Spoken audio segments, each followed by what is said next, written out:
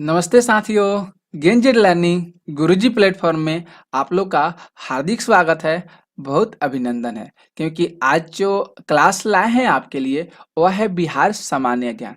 बिहार सामान्य ज्ञान से रिलेटेड ही आज की क्लास होगी और हम लोग इस क्लास में बिहार से रिलेटेड ही प्रश्न को करेंगे।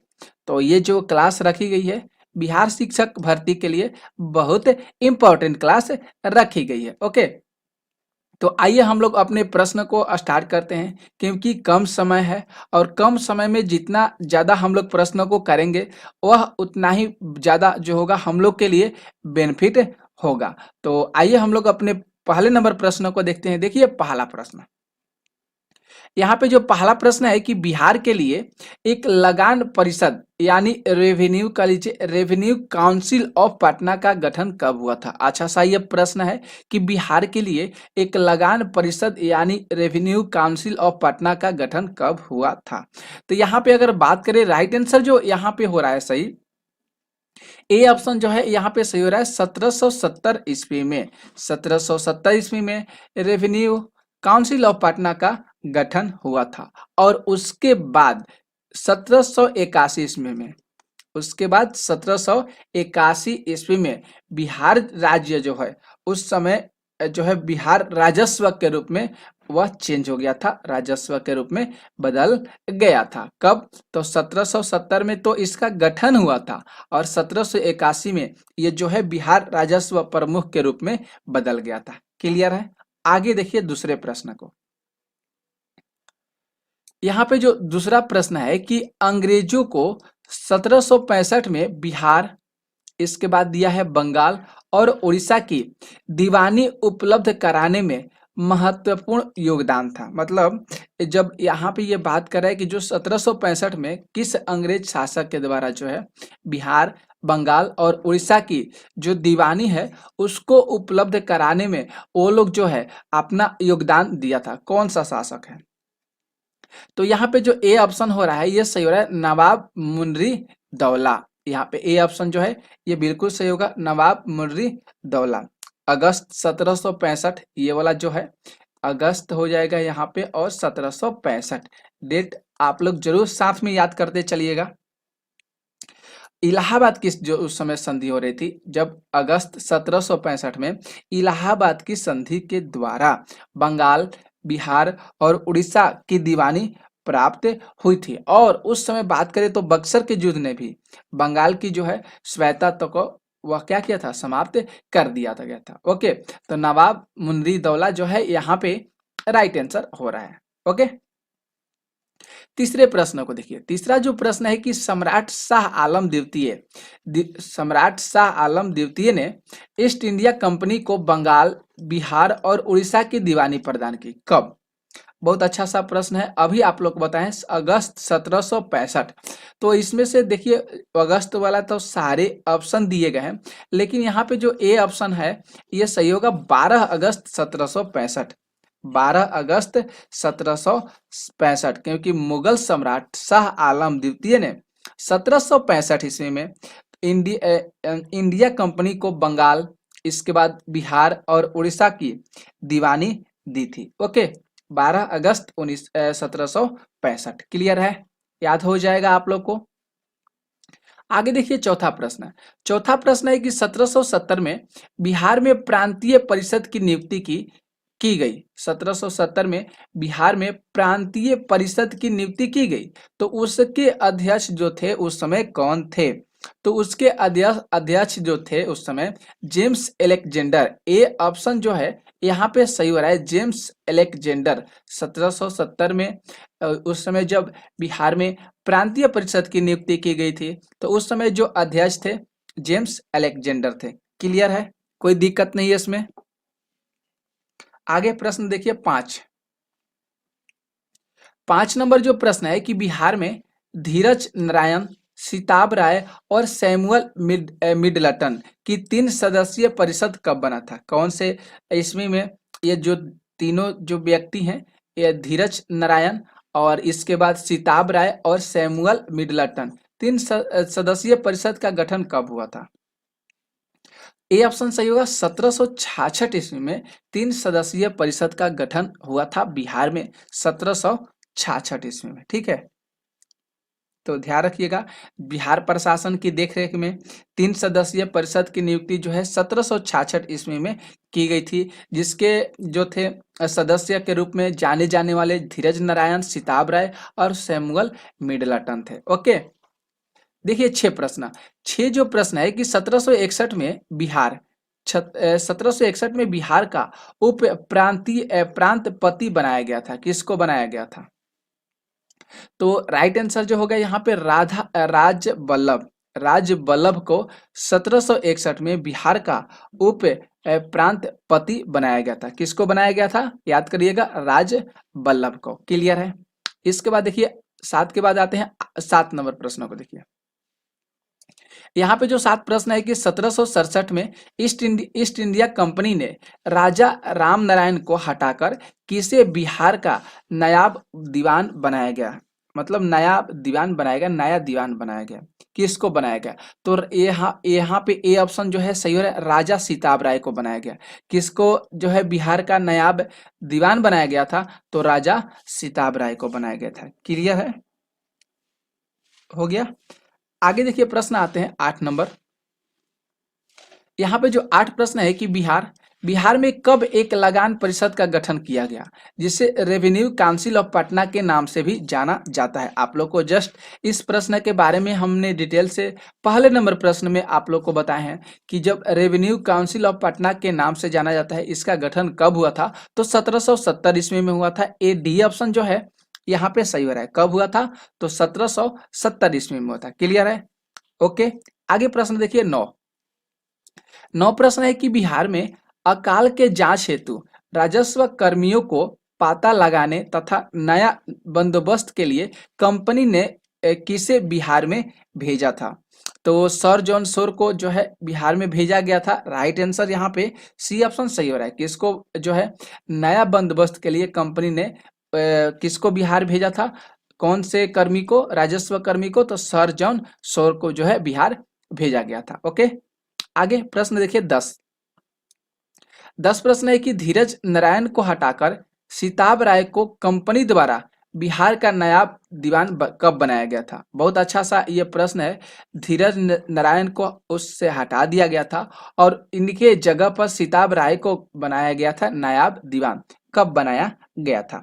तो 1767 ईस्वी में इनको जो है नायाब दीवान बनाया गया था। कब बनाया गया था? तो 1767 ईस्वी में। ओके, सारे प्रश्न हम लोग याद करते चलेंगे।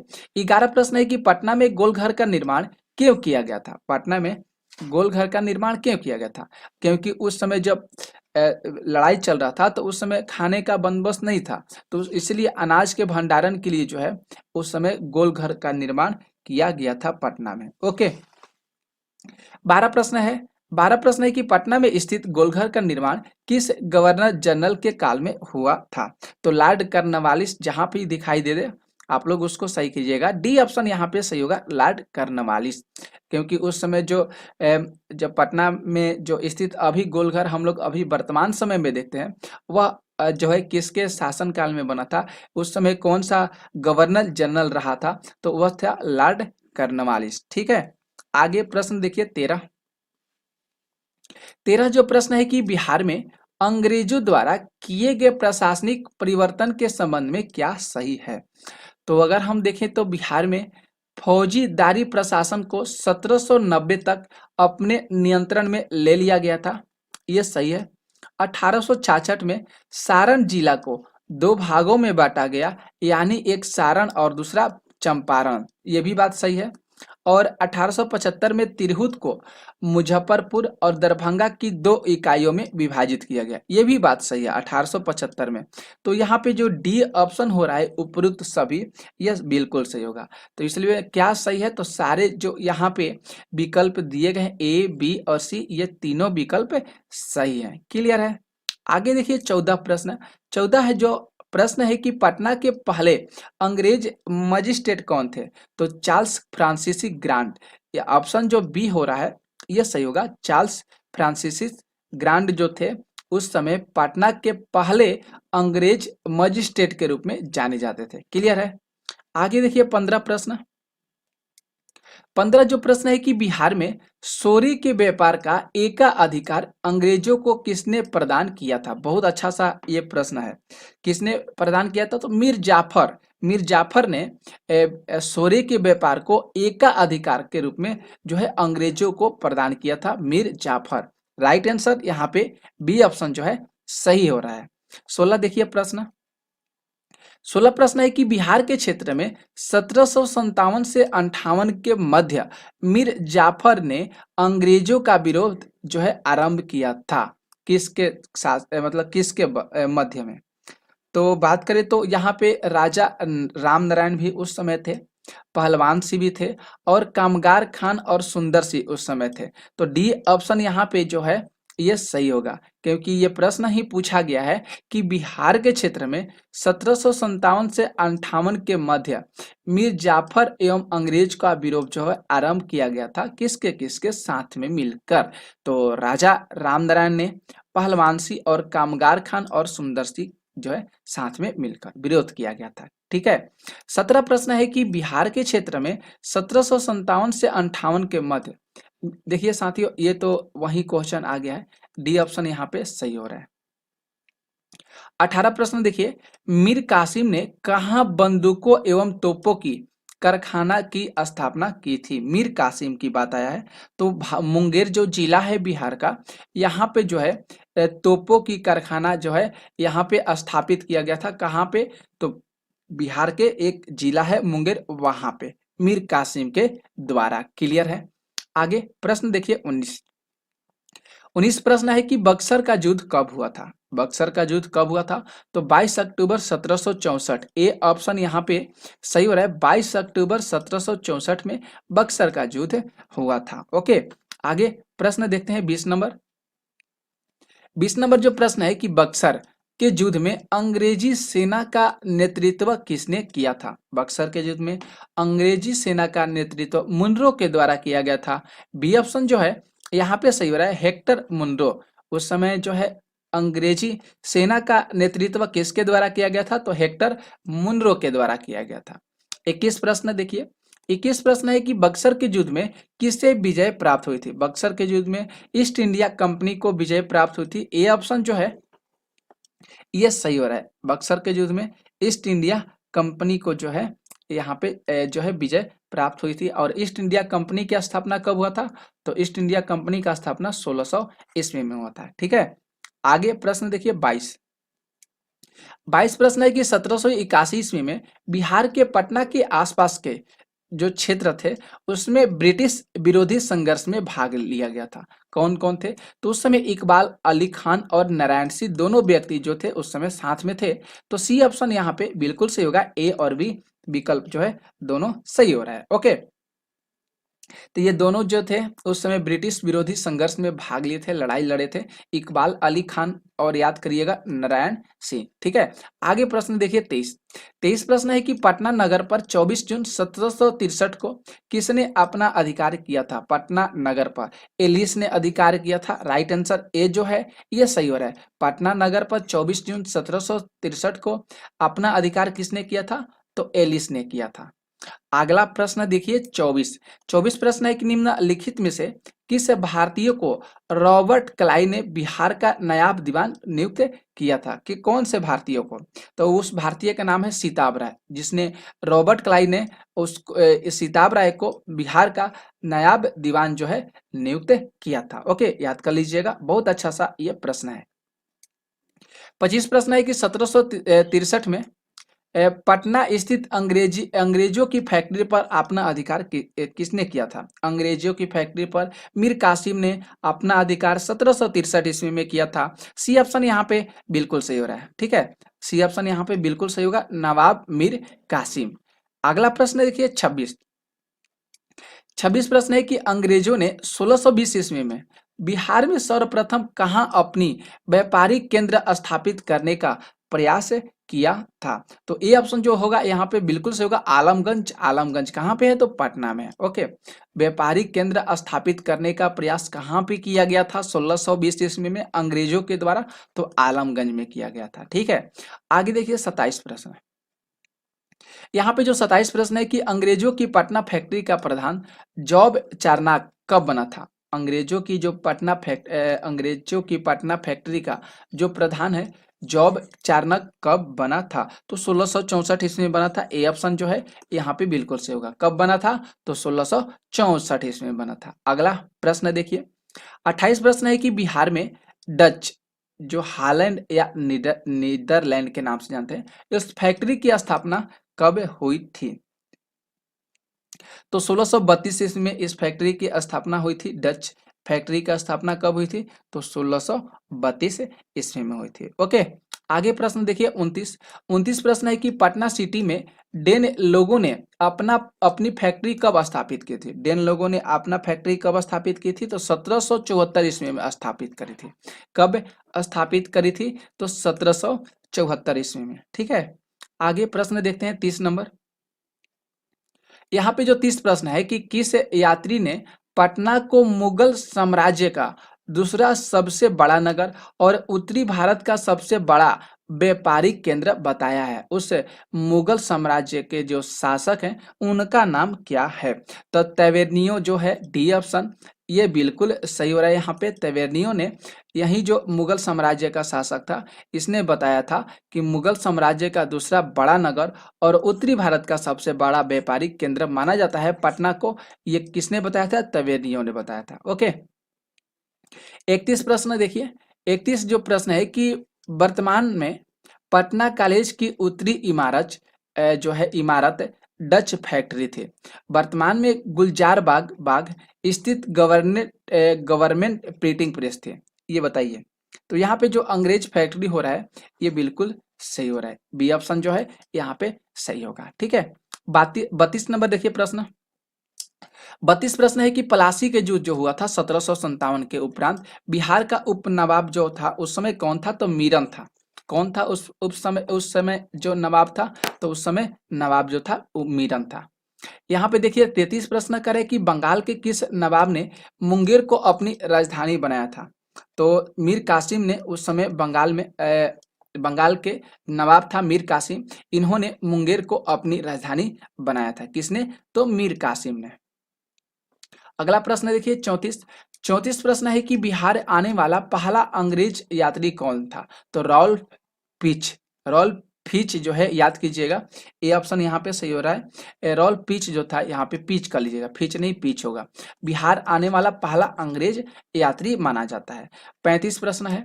35 प्रश्न है कि बिहार में ब्रिटिश सत्ता का सर्वप्रथम विरोध किया गया था। किसके द्वारा किया गया था? तो अली गौहर ने ब्रिटिश सत्ता का सर्वप्रथम विरोध किए थे बिहार में, अली गौहर। ठीक है, तो ये क्लास आपको कैसा लगा? 35 प्रश्न ही आज के क्लास के लिए थे। आप लोग जरूर बताइएगा, कमेंट लाइक जरूर कीजिएगा। महत्वपूर्ण प्रश्न जो है आपके लिए डेली लाएंगे और कम समय में हम लोग ज़्यादा से ज़्यादा प्रश्नों को करेंगे। तो आप लोग इस चैनल से जरूर जुड़िएगा। जितना हो सके आप लोग शेयर करने में भी मदद जरूर करिएगा। ओके, तो थैंक यू, आप सभी साथियों का दिल से धन्यवाद जो आप लोग इस पूरा लेक्चर को देखें। ओके, जय हिंद, वंदे मातरम। स्वागत है आप सभी साथियों का गेंजेड लर्निंग गुरुजी प्लेटफॉर्म में। तो आज आपके लिए जो प्रैक्टिस सेट लाए हैं वह लाए हैं सामाजिक विज्ञान से रिलेटेड। ये जो प्रश्न होंगे आज की क्लास में वह जो सारे प्रश्न हैं बिहार शिक्षक भर्ती के लिए बहुत ही इंपॉर्टेंट प्रश्न है। तो आप आज की लेक्चर को जरूर देखिएगा, सारे प्रश्नों को देखिएगा और जितना हो सके आप लोग इसे शेयर जरूर कर दीजिएगा, क्योंकि ये जो प्रश्न है बीपीएससी के माध्यम से पूछे जा सकते हैं। क्योंकि प्रश्न बहुत ही इंपॉर्टेंट है, आप एक बार जरूर तो देखिए। देखिए यहाँ पे पहला प्रश्न क्या कह रहा है। यहाँ पे जो पहला प्रश्न है कि हमारे सौर मंडल के बाहर निम्नलिखित में से ऐसा कौन सा ग्रह है जो आमतौर पर हमारी आकाशगंगा में किसी अन्य तारे की परिक्रमा करता है? तो अगर बात करें यहाँ पे जो राइट आंसर हो रहा है ऑप्शन बी, ये बिल्कुल सही हो रहा है। एक्सो प्लेनेट जो ग्रह होगा, यह जो है एक्सो प्लेनेट ग्रह, यह सौर मंडल के बाहर स्थित ग्रह होता है। या एक्सो प्लेनेट दे सकता है ऑप्शन में, या करके भी दे सकता है, एक्स्ट्रा सोलर भी दे सकता है। एक्सोप्लैनेट कह सकते हैं या एक्स्ट्रा सोलर भी कह सकते हैं।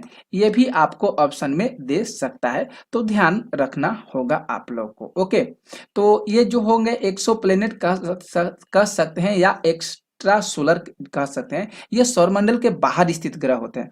और ये जो दोनों ग्रह हैं, ये सूर्य की परिक्रमा नहीं करते हैं। ये किसकी परिक्रमा करते हैं? तो ये तारे की परिक्रमा करते हैं। और इसकी पुष्टि कब किया गया था? तो 1992 ईस्वी में इसको खोजा गया था। ओके, क्लियर हो गया। आते हैं दूसरे प्रश्न पे।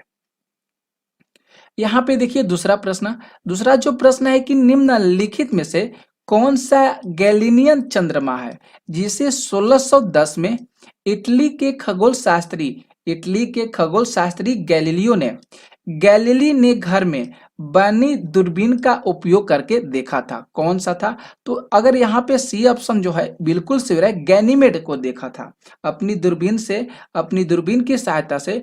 वे जो थे गैलीलियो थे, वह कौन से ग्रह को देखे थे? तो गैनीमेड को देखे थे। राइट आंसर यहाँ पे जो सी हो रहा है यह बिल्कुल सही हो रहा है। ओके, और सौरमंडल का सबसे बड़ा ग्रह कौन सा होता है? तो सौरमंडल का सबसे बड़ा ग्रह बृहस्पति ग्रह होता है। कौन होता है दोस्तों? बृहस्पति ग्रह होता है। अगले प्रश्नों को देखिए, तीसरे प्रश्न को। यहाँ पे जो तीसरा प्रश्न है कि आईसी 1101 एक डैश है। आईसी 1101 जो है एक डैश है। क्या है भैया? तो यहाँ पे जो है आईसी एक जो है एक प्रकार की गैलेक्सी है, एक प्रकार की गंगा है। तो ऑप्शन बी जो है ये सही हो रहा है। एक प्रकार की क्या है? ये आकाश गंगा है। आईसीसी 1101 जो है एक महाकाय अंडाकार, यहाँ पे जो होगा महाकाय अंडाकार जो है एक प्रकार की आकाश गंगा है। ओके, इसे जो है आईसी 1101 एबल इसको बोला जाता है। आईसी 1101 एबल के नाम से जाना जाता है। और 2029 में, याद करिएगा, 2029 में आकाशगंगा क्लस्टर के केंद्र में सबसे जो बड़ी ज्ञात दूरी है, यह आकाशगंगा की सबसे दूरी मानी जाती है। अगले प्रश्नों को देखते हैं। चौथे प्रश्नों को देखिए। चौथा जो प्रश्न है बहुत इंपॉर्टेंट प्रश्न है ये। बिग बैंग सिद्धांत डैश की व्याख्या करता है। बिग बैंग सिद्धांत जो है किसकी व्याख्या करता है? तो यहाँ पे जो सी ऑप्शन हो रहा है ब्रह्मांड की उत्पत्ति के लिए, ये जो बिग बैंग थ्योरी है इसकी क्या करता है? इसकी व्याख्या करता है। तो राइट आंसर यहाँ पे जरूर आप लोग सी ऑप्शन को सही करिएगा। अगले प्रश्न को देखते हैं, चौथे प्रश्न को। चौथा के बाद देखिए पांचवा नंबर प्रश्न।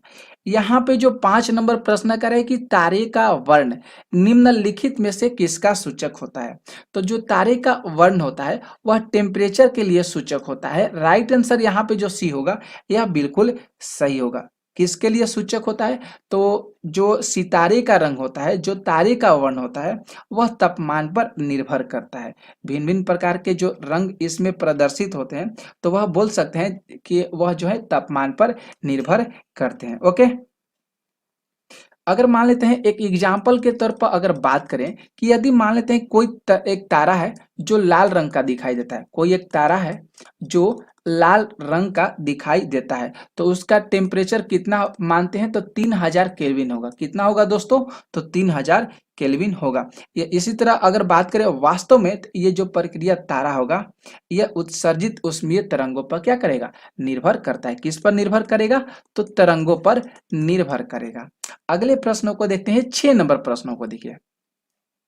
6 नंबर जो प्रश्न है कि ग्रीष्म काल में रात के पहले प्रहर में दिखने वाला प्रसिद्ध तारामंडल को किस नाम से जाना जाता है? बहुत अच्छा ये प्रश्न है।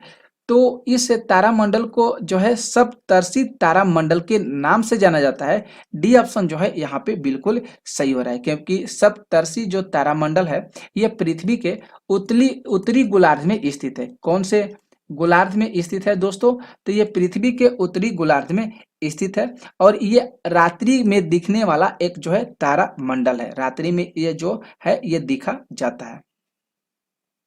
और ये कब देखा जाता है? तो फागुन, जो फागुन और चैत का महीना होता है, फागुन कहें और चैत के महीना के, यही सावन महीने में, जब अभी सावन चल रहा है, इसी सावन महीने में आकाश में 7 तारों के समूह में ये सप्तर्षि तारामंडल को देखा जा सकता है। इसमें 4 तारे चौकोर पे होते हैं और 3 जो तारे होते हैं वह तिरछी होते हैं।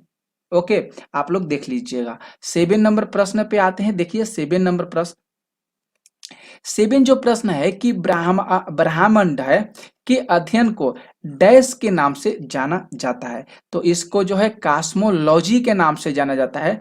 राइट आंसर यहाँ पे जो होगा यह बिल्कुल सही होगा। कॉस्मोलॉजी जो है एक विज्ञान की वह शाखा है जिसमें ब्रह्मांड से जुड़ी प्रत्येक वस्तु का अध्ययन किया जाता है। तो ए ऑप्शन जो है यहाँ पे बिल्कुल सही हो रहा है। अगले प्रश्न को देखते हैं, प्रश्न संख्या 8 पे। यहाँ पे जो 8 प्रश्न है, पहले नंबर पर ब्लैंक्स दिया है। विज्ञान का वह क्षेत्र है जो ब्रह्मांड की उत्पत्ति और विस्तार का अध्ययन करता है। वह कौन सा होगा? तो वह हो जाएगा कॉस्मोलॉजी। अभी आप लोग को जस्ट बताया है, सी ऑप्शन जो है बिल्कुल सही होगा। अगले प्रश्नों को देखिए, प्रश्न संख्या 9।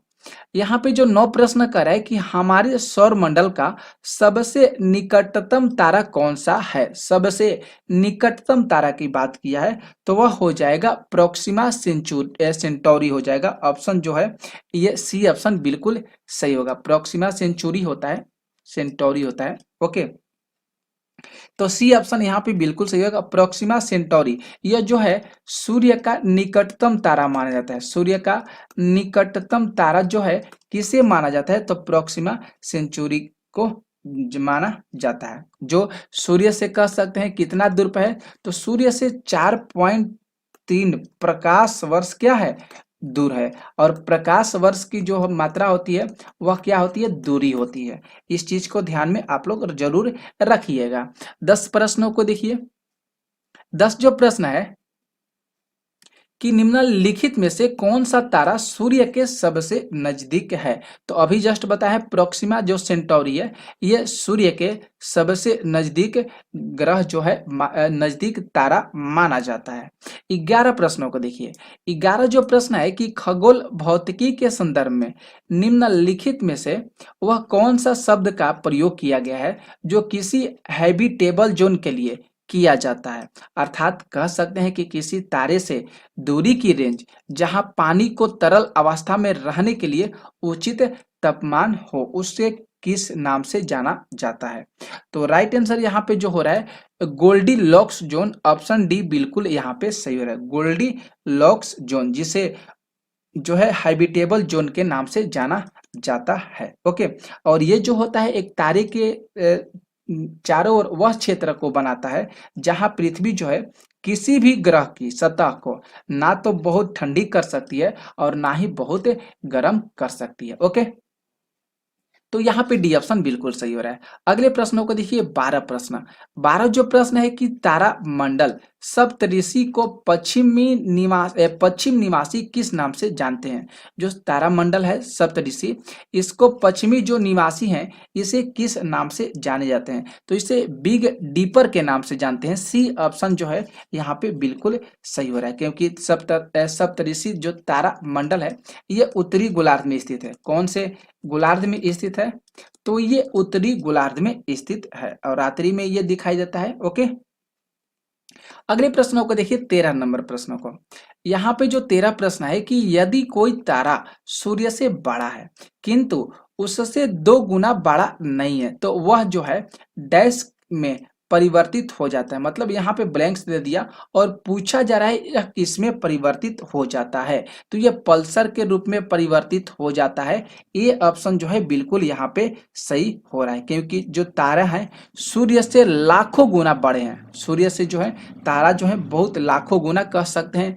बात करें तो 1.4 गुना जो है सबसे बड़े माने जाते हैं तारा सूर्य से, परंतु बहुत बड़ा ना हो। ओके, अगले प्रश्नों को देखिए, 14 प्रश्नों को देखते हैं।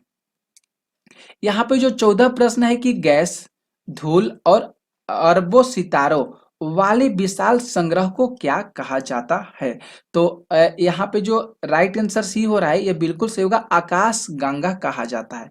क्या कहा जाता है दोस्तों? तो आकाश गंगा कहा जाता है। गैस, धूल और अरबों सितारों का एक विशाल संग्रह होता है जिसे हम आकाश गंगा के नाम से जानते हैं। ओके, और इसमें जो जितने प्रकार के सभी तत्व होते हैं वह गुरुत्वाकर्षण के द्वारा एक साथ जुड़े होते हैं जिसे आकाश गंगा कहा जाता है। 15 प्रश्नों को देखिए।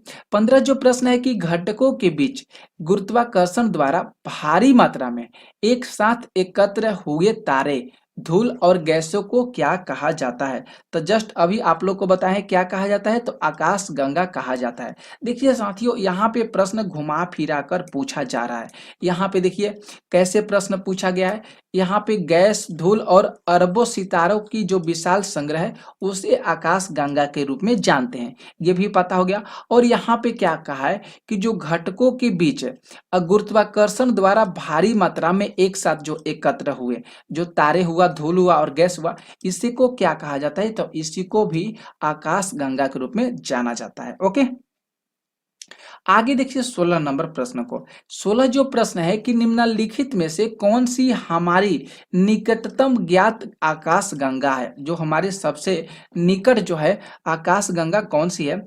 तो Canis Major dwarf galaxy. Right answer यहाँ पे जो सी ऑप्शन हो रहा है यह बिल्कुल सही होगा। केनिस मेजर डवार्फ गैलेक्सी जो है यह हमारी आकाश गंगा के सबसे नजदीक मानी जाती है। ओके, अगले प्रश्नों को देखते हैं, 17 प्रश्नों को। यहाँ पे जो 17 प्रश्न है कि निम्नलिखित में से कौन सी इकाई खगोलविदों द्वारा बड़े स्टेलर और एक्स्ट्रा गैलेक्टिक दूरी को मापने के लिए उपयोग की जाती है? तो कौन सा होता है? तो प्रकाश वर्ष। प्रकाश वर्ष का जो मात्रक होता है वह क्या होता है दोस्तों? तो वह दूरी होता है। आप लोग जरूर इस चीज को याद करिएगा। यह जो है प्रकाश वर्ष जो है लंबाई मापने की एक इकाई मानी जाती है और इसकी जो खगोलीय दूरी है इसी से मापन की जाती है। तो प्रकाश वर्ष जो है यहाँ पे बिल्कुल सही हो रहा है। ओके, अगले प्रश्न को देखिए, 18 प्रश्न को। 18 जो प्रश्न है कि सौर मंडल के बाहर सीरियस नामक चमकीले तारों को किस नाम से पुकारते हैं, किस नाम से जाना जाता है? तो डॉग स्टार के नाम से जाना जाता है। बी ऑप्शन जो है यहाँ पे सही हो रहा है, डॉग स्टार। जो सौरमंडल के बाहर जो सीरियस नामक चमकीला तारा होता है उसे डॉग स्टार के नाम से जानते हैं। 19 प्रश्न देखिए। यहाँ पे जो 19 प्रश्न है कि एक तारे के जीवन चक्र में निहारिका चरण निम्नलिखित में से किसको संदर्भित करता है? बहुत अच्छा ये प्रश्न है। निहारिका चरण जो है निम्नलिखित में से किसको संदर्भित करता है? तो ए ऑप्शन जो है ये सही हो रहा है। धूल और हाइड्रोजन का एक बादल को क्या करता है? ये संदर्भित करता है, क्योंकि निहारिका जो है अंतर तारकीय माध्यम में स्थित ऐसे बादल को कहते हैं जिसमें धूल कण हो गए, हाइड्रोजन गैस हो गया और हीलियम गैस हो गया, मतलब अन्य प्रकार की जो गैसें होती है वहां पे उपस्थित होती है। तो राइट आंसर यहाँ पे ए बिल्कुल सही हो रहा है। अगले प्रश्नों को देखिए, 20 नंबर प्रश्नों को। 20 जो प्रश्न कह रहा है कि हैली धूमकेतु की आवधिकता कितने वर्ष की होती है? मतलब इसकी जो आवधिकता होती है कितने वर्ष की होती है? तो 75 से 76 वर्ष की होती है। हैली जो धूमकेतु है इसकी जो अवधि होती है कितने वर्ष की होती है? तो 75 से लेकर 76 वर्ष की होती है। ओके, और ये जो हैली धूमकेतु है ये किसके नाम पर रखा गया था? किस खगोल शास्त्री के नाम पर रखा गया था? तो एडमंड हैली। एडमंड हैली जरूर याद करिएगा। एडमंड हैली के नाम पर जो है यह हैली धूमकेतु के नाम रखा गया है। 21 प्रश्नों को देखिए। 21 प्रश्न कर रहे कि ओरायन तारामंडल का सबसे चमकीला तारा निम्नलिखित में से कौन सा है? तो रीगेल होना चाहिए। डी ऑप्शन जो है यहाँ पे बिल्कुल सही हो रहा है। ओरायन जो तारामंडल है इसको जो है किस तारामंडल का सबसे नजदीक तारा माना जाता है चमकीला तारा? तो रीगेल के माना जाता है। 22 प्रश्नों को देखिए। 22 जो प्रश्न है कि सबसे बड़ा तारामंडल किसे माना जाता है? तो सबसे बड़ा जो तारामंडल किसे माना जाता है? तो हाइड्रा को माना जाता है। सी ऑप्शन जो है बिल्कुल सही हो रहा है, क्योंकि जल सर्प जिस यहाँ पे हाइड्रा जो दिया है यहाँ पे जल सर्प भी दे सकता है, ध्यान रखिएगा, जल सर्प। हाइड्रा भी आप लोग जरूर याद करिएगा, जल सर्प भी दोनों एक ही चीज हो जाएगा। यह एक तारामंडल है, जल सर्प भी एक तारामंडल है, हाइड्रा भी एक तारामंडल है। ओके, जो अंतरराष्ट्रीय खगोल द्वारा जो जारी की गई 88 तारामंडल की सूची है, उसमें बड़ा सबसे जो तारामंडल है वह क्या है, हाइड्रा है। अगले प्रश्न देखिए, 23 नंबर प्रश्न है कि ओरायन तारामंडल को अन्य किस नाम से जाना जाता है। तो ओरायन तारामंडल को हंटर तारामंडल के नाम से जाना जाता है। ये ऑप्शन जो है यहाँ पे बिल्कुल सही हो रहा है। अगले प्रश्न आते हैं 24 प्रश्न पे। 24 प्रश्न कह रहा है कि निम्नलिखित में से कौन सा एक तारामंडल नहीं है। तो इसमें से जो तारामंडल नहीं है, रोमन ग्रह देवी, ये ऑप्शन जो है यहाँ पे सही हो रहा है। ये रोमन ग्रह देवी जो है एक प्रकार का तारामंडल नहीं है। ओके, ये जो है सौरमंडल के जो ये जो है घेरे स्थित है, यह जो है क्षुद्र ग्रह के नाम से जानता है। रोमन ग्रह दो देवी है, ये एक प्रकार का क्षुद्र ग्रह है, तारामंडल नहीं है। ठीक है, अगले प्रश्नों को देखते हैं, 25 प्रश्नों को देखिए। यहाँ पे जो 25 प्रश्न करा है कि निशाकाश, जिसको हम रात्रि आकाश के नाम से जानते हैं, निशा रजनी होता है ना, इसका परिभाषित शब्द, तो उसमें चमकने वाले पिंडों को किस नाम से जाना जाता है। तो यहाँ पे जो राइट आंसर हो रहा है, ये ऑप्शन बिल्कुल सही हो रहा है, खगोलीय पिंड के नाम से जाना जाता है। किस नाम से जाना जाता है दोस्तों, तो खगोलीय पिंड के नाम से जाना जाता है। तो हम लोग आज की क्लास में 25 प्रश्नों को लिए हैं। ये कैसा लगा आप लोग को क्लास, जरूर आप लोग कमेंट करके बताइएगा। इसी तरह का वीडियो जो आप लोग को पाना है, तो आप लोग इस चैनल को जरूर सब्सक्राइब कर लीजिएगा और जितना हो सके शेयर जरूर कर लीजिएगा। कल मैं आप लोग को सामाजिक विज्ञान के 50 प्रश्न करवाएंगे ऐसे ही, तो आप लोग इस चैनल पर बने रहिएगा। मिलते हैं दोपहर में इतिहास के धमाकेदार प्रश्नों के साथ, तो वो भी क्लास आपके लिए बहुत इंपॉर्टेंट है, जरूर देखिएगा। ओके, तो थैंक यू आप सभी साथियों का।